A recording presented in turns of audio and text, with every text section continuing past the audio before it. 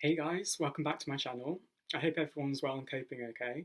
I feel absolutely shattered.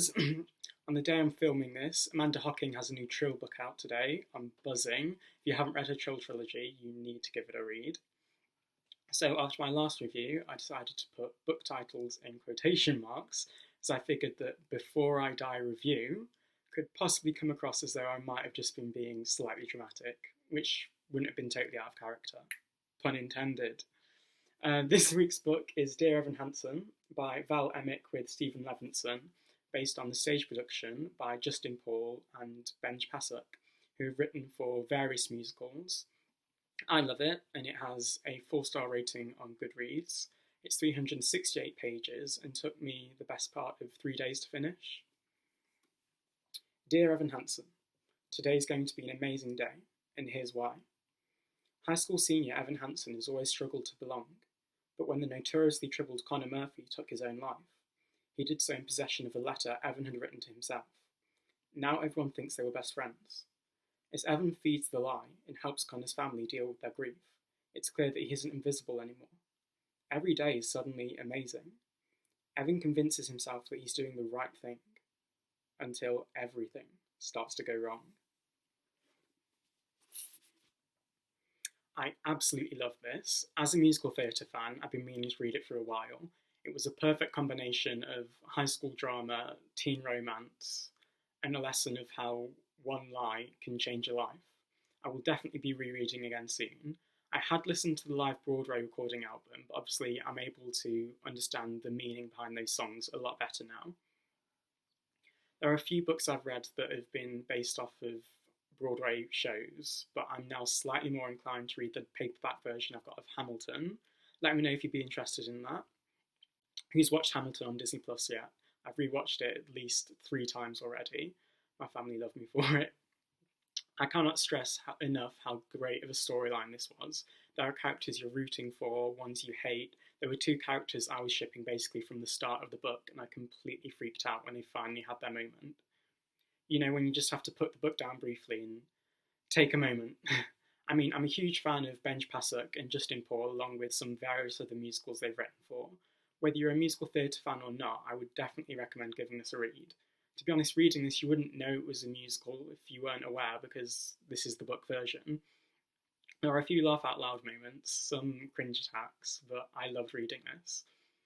Depending on where you are in life, the characters are realistic, so they're relatable, which immediately establishes a connection with the reader and makes you want to continue reading. I love this book because it's one where the reader is kept in the know, and some characters have little to no idea of what's actually happened, so you end up willing some situations and holding your breath at others.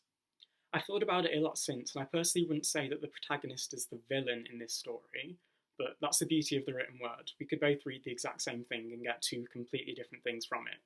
However, it's one of those where really he has done wrong, but you want him to get away with it because you still want things to work out for him. As I touched on earlier, there is a romance plot, and one of the reasons I didn't want the protagonist to be found out was because they would likely have jeopardised what he had with the girl that I shipped him with. This book is brilliant from a teen drama perspective because a lot of it is about action and consequence. The drama hasn't been written for the sake of the storyline and keeping the plot going, and you can tell it's realistic, which I love, and shows how easy it is sometimes for one white lie to drastically spiral out of control.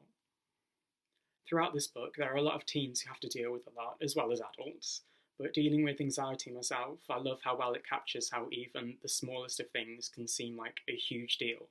And not just that, but the conversation addressing such things, usually between 2 people with a significant generation gap, especially an older person, whether it be a parent or a teacher, saying something as a result of them not thinking that something is a big deal. Yes, you might not deem it to be a big deal, but for that individual, it is. And it was a relief, or rather a breath of fresh air, to read anxiety being written and portrayed as what I would say was quite accurately. I feel that this book really captures the theme of old and young and the issues and relationships that differences in age can cause. There were a couple of moments where I had to put the book down in frustration in regards to this as well.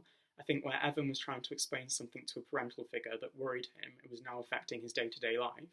However, they dismissed it with something to the effect of, oh, don't be silly, or something else ridiculous, which expressed clearly they just didn't understand his circumstances. There was something about the way the conversation was written that frustrated me so much, and I just had to take a moment. I think due to how the accuracy of the conversation played out. Losing friends, in the sense of friends turning on you, is a theme consistent throughout this book, aspects of which I felt I could relate to.